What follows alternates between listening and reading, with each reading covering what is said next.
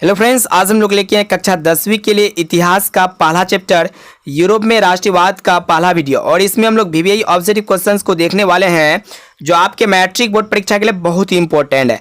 अगर आप भी इस बार मैट्रिक के बोर्ड परीक्षा देने वाले हैं तो यूरोप में राष्ट्रवाद ये इसमें 23 वीवीआई ऑब्जेक्टिव क्वेश्चंस को देखेंगे जो आपके लिए बहुत ही इंपॉर्टेंट है। और ये पहला पार्ट है और इस तरह के और एक पार्ट आएगा जो आपके लिए बहुत ही इंपॉर्टेंट रहेगा। तो जल्दी से वीडियो को लाइक कर दीजिए। उससे पहले हमारे चैनल पर नए हैं तो चैनल को सब्सक्राइब करके बेल आइकन को प्रेस जरूर कर देना। तो देखते हैं आज का प्रश्न। आइए देखिए आज का पहला प्रश्न यहाँ पे क्या कह रहा है कि यूरोप का मरीज किसे कहा जाता था। ये मोस्ट इंपॉर्टेंट प्रश्न है। देखिए यहाँ पे ऑप्शन ए में आपका दिया हुआ है रूस को, बी में है जर्मनी को, सी में है तुर्की को और डी में है यूनान को। तो देखिए यूरोप का मरीज जो है ना तुर्की को कहा जाता है। और तुर्की वैसे तो एक बहुत ही खूबसूरत देश है जो यूरेशिया में स्थित है। इस देश का कुछ भाग यूरोप में और अधिकांश भाग जो है एशिया में पड़ता है, इसीलिए इसे यूरोप और एशिया के बीच का पुल भी कहा जाता है। ठीक है, और आपको बता देते हैं कि तुर्की को यूरोप का रोगी भी कहा जाता है और इसे यूरोप का मरीज भी कहा जाता है। हमारे यहाँ पे से उत्तर हो जाएगा ऑप्शन नंबर सी, तुर्की को। अब आइए अगला प्रश्न देख लेते हैं। आइए देखिए यहाँ पे दूसरा प्रश्न है, ये भी मोस्ट इंपॉर्टेंट है। यहाँ पे क्या कह रहा है कि नेपोलियन ने जर्मनी में किस संघ की स्थापना की। तो देखिए नेपोलियन ने जर्मनी में ये राइन संघ की स्थापना की थी। हमारा सही उत्तर हो जाएगा ऑप्शन नंबर सी, राइन संघ। अब आइए अगला प्रश्न देखते हैं। देखिए यहाँ पे तीसरा प्रश्न है, ये भी मोस्ट इंपॉर्टेंट है। यहाँ पे क्या कर रहा है कि संधि द्वारा स्वतंत्र यूनान राष्ट्र की स्थापना हुई। देखिए ऑप्शन ए में आपका दिया हुआ है वियना की संधि द्वारा, बी में दिया हुआ है कस्तुनतुनिया की संधि द्वारा और सी में आपका दिया हुआ है पराग की संधि द्वारा और डी में दिया हुआ है एड्रियानोपुल की संधि द्वारा। तो देखिए एड्रियानोपुल की संधि द्वारा स्वतंत्र यूनान राष्ट्र की स्थापना हुई। हमारा सही उत्तर हो जाएगा option number D.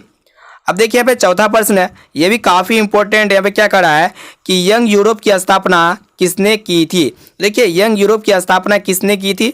Young Europe एक अंतर्राष्ट्रीय संघ था जिसका गठन जो है 1834 ईस्वी में युवा इटली के मेजनी द्वारा किया गया था। ठीक है, हमारा सही उत्तर हो जाएगा ऑप्शन नंबर बी, मेजनी।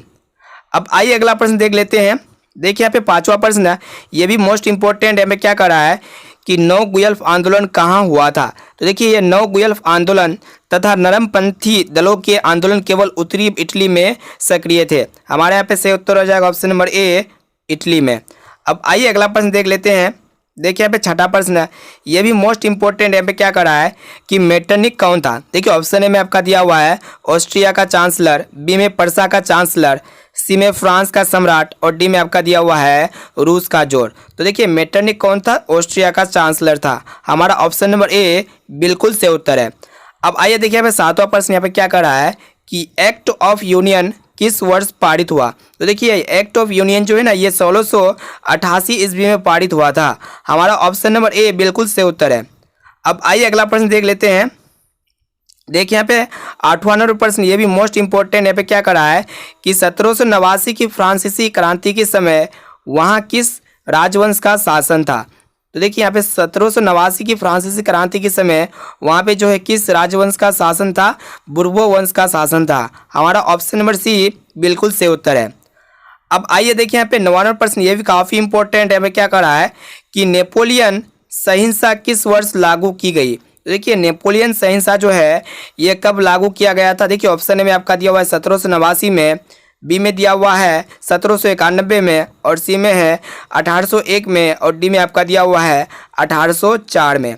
तो देखिए नेपोलियन सहिंसा जो है ना सन 1804 में फ्रांस में उसने कोड नेपोलियन लागू करवाया जो फ्रांस की क्रांति की मूलभूत बातों का सार था। यहाँ पे क्या कह रहा है कि नेपोलियन सहिंसा जो है किस वर्ष लागू किया गया था, 1804 ईस्वी में लागू किया गया था। हमारा ऑप्शन नंबर डी बिल्कुल सही उत्तर है। अब आइए अगला प्रश्न देख लेते हैं। देखिए यहाँ पे 10वां प्रश्न है, ये भी मोस्ट इंपॉर्टेंट है। यहाँ पे क्या कर रहा है कि जर्मनी के एकीकरण के लिए बिस्मार्क ने कितने युद्ध किए। तो देखिए जर्मनी के एकीकरण के लिए बिस्मार्क ने कुल 3 युद्ध किए। हमारा ऑप्शन नंबर सी बिल्कुल सही उत्तर है, 3। अब आइए देखिए यहाँ पे 11वां नंबर प्रश्न है। यहाँ पे क्या कर रहा है कि वियना कांग्रेस में कौन राष्ट्रीय सम्मिलित नहीं थी। देखिए वियना कांग्रेस में जो है ना कौन राष्ट्र सम्मिलित नहीं थी। ऑप्शन ए में है ब्रिटेन, बी में है रूस और सी में है फ्रांस और डी में है जर्मनी। तो देखिए वियना कांग्रेस में जो है ना ये जर्मनी राष्ट्र सम्मिलित नहीं थी। हमारा ऑप्शन नंबर डी बिल्कुल सही उत्तर है। अब आइए अगला प्रश्न देख लेते हैं। देखिए यहाँ पे 12 नंबर प्रश्न है, ये भी मोस्ट इम्पोर्टेंट। यहाँ पे क्या कर रहा है कि वीएन कांग्रेस में पवित्र संघ की योजना किसने प्रस्तुत की। देखिए वीएन कांग्रेस में पवित्र संघ की योजना जो है किसने प्रस्तुत की थी, रूस ने की थी। हमारा ऑप्शन नंबर ए बिल्कुल सही उत्तर है। अब आइए अगला प्रश्न देख लेते हैं। देखिए यहाँ पे 13 नंबर प्रश्न है, ये भी मोस्ट इम्पोर्टेंट। यहाँ पे क्या कर रहा है कि यंग इटली के संस्थापक कौन थे। तो देखिए ये यंग इटली जो है ना, इसके संस्थापक कौन थे, मेजिनी थे। हमारा ऑप्शन नंबर सी बिल्कुल सही उत्तर है, मेजिनी ने।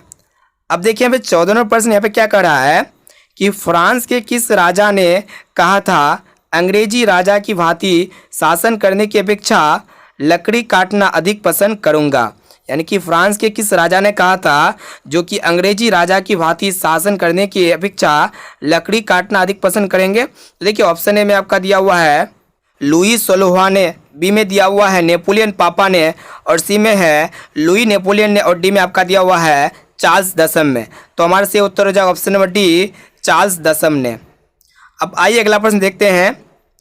देखिए यहाँ पे 15 नंबर प्रश्न, ये भी काफ़ी इंपॉर्टेंट। यहाँ पे क्या कर रहा है कि रक्त और लोह की नीति किसने अपनाई। तो देखिए रक्त यानी कि खून और लोहा की नीति जो है किसने अपनाई थी, बिस्मार्क ने अपनाई थी। हमारा ऑप्शन नंबर ए बिल्कुल सही उत्तर है, बिस्मार्क।